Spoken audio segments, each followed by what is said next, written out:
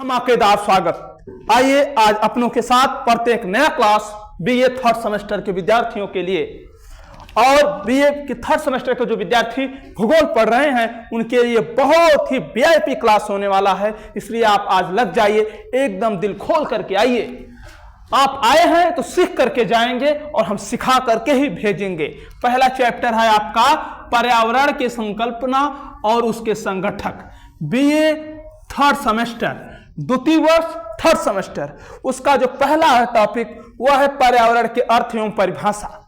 आप जब परीक्षा देने जाएंगे थर्ड सेमेस्टर के तो आपसे तुरंत ये पहला प्रश्न आपका 3 नंबर वाले में भी आएगा, आपका 5 नंबर वाले में भी आएगा और आपका 10 नंबर वाले में भी आएगा। अति लघु, लघु उत्तरी और दीर्घ उत्तरी तीनों में प्रश्न आपको आने वाला है, इसलिए आप इसको बहुत ही बढ़िया और बहुत ही शानदार तरीके से समझने चल रहे हैं। चलिए हम समझाते हैं। पहले पूछ रहा है, जो यहां पर हेडिंग दिया हुआ है वह दिया हुआ है कि पर्यावरण के अर्थ और उसकी परिभाषा। अगर हम सिर्फ और सिर्फ अर्थ की बात करें तो अर्थ में हम देख लिए कि पर्यावरण 2 शब्दों से मिलकर के बना हुआ है। परिधन, आवरण, ये इंग्लिश में इसको बोलते हैं इन्वायरमेंट। ये इन्वायरमेंट 2 शब्दों से मिलकर बना हुआ है, इन्वायर प्लस मेंट। तो यहां देखिए, परि का अर्थ होता है चारों ओर और आवरण का अर्थ होता है घिरा हुआ।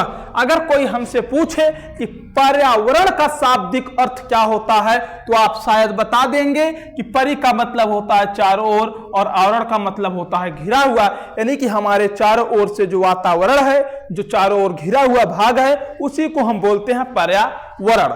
अगर हम पर्यावरण की परिभाषा की बात करें तो बहुत ही प्रसिद्ध विद्वान जो है कि पारिस्थितिकी तंत्रविद, इन्होंने बताया, एजी टांसले ने, जिन्होंने इकोलॉजी शब्द ही दिया है। ये आपके नेक्स्ट वीडियो में दूसरे चैप्टर में हम उसको पढ़ाएंगे तो आपको बताएंगे। उन्होंने पर्यावरण का परिभाषा जो दिया है, विभिन्न विद्वानों ने अलग अलग दिया है, लेकिन आप 2 परिभाषा याद कर लेंगे। एक परिभाषा में हम आपको बता रहे हैं, एक परिभाषा आपका जब पारिस्थितिकी पढ़ाएंगे तो उसमें बता देंगे। 2 परिभाषाएं हो जाएंगी आपके। देखिए उन्होंने जो परिभाषा दिया, उन्होंने कहा प्रभावकारी दशाओं का वह संपूर्ण योग्य, प्रभावकारी दशाओं का वह संपूर्ण योग्य जिसमें जीव रहते हैं, वह क्या कहलाता है?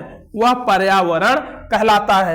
यानी कि प्रभावकारी दशा, जैसे हमको धूप लग रही है, छांव लग रहा है, फिर हमें वर्षा का अनुभूति हो रही है, गर्मी हो रहा है, ये सब क्या है कि प्रभावकारी तो दशाएं हैं जो प्रभावित होते रहते हैं। इन्हीं में जिसमें हम जीव रहते हैं उसी को बोला जाता है पर्यावरण। अब हम बात कर रहे हैं कि महत्वपूर्ण प्रश्नों में से आता है कि पर्यावरण के संरचना प्रकार, यानी कि उसके स्ट्रक्चर एंड उसके types. What is types and structure of environment?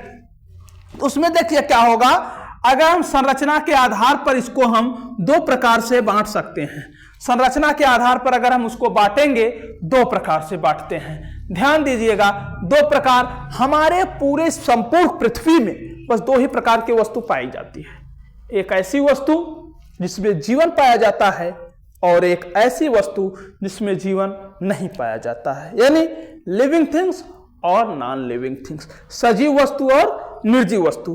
तो अगर हमसे कभी कोई पूछ लेगा कि पर्यावरण की संरचना वो प्रकार के बताइए, तो आप कहिएगा कि संरचना के आधार पर हम पर्यावरण को मुख्यतः 2 प्रकार से बांट सकते हैं। पहला हम बांटेंगे जैविक और दूसरा अजैविक, या कह सकते हैं एक में जीवन पाया जाता हो और एक में जीवन नहीं पाया जाता है। जिसको हम अजैविक कहते हैं उसको हम भौतिक पर्यावरण भी कह सकते हैं, और जैविक यानी कि जो जिसमें हम जान पाई जाती है, इस आधार पर।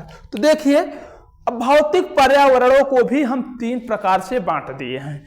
एक स्थल मंडलीय पर्यावरण, एक जल मंडलीय पर्यावरण और एक वायुमंडलीय पर्यावरण। यहां पर देखिए, स्थल मंडलीय पर्यावरण, जल मंडलीय पर्यावरण और वायुमंडलीय पर्यावरण।